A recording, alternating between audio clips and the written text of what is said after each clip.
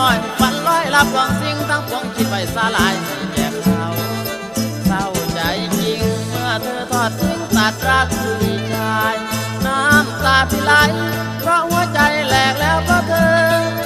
กลุ่มในหัวใจจังเมื่อเราผิดหวังต้องนั่งละเมอบุญพี่นั้นไม่สมเธอชายที่เสนอต้องเป็นคนรวยดวงสวยอายมันเจ็บหัวใจน้ำตาไหลรินหลังแต่นางเคยความผิดหวังเพื่อนี่มันมีแต่มองพี่น้องนั้นเป็นน้ำตาที่ไหลออกมาจากผู้ผิดหวัง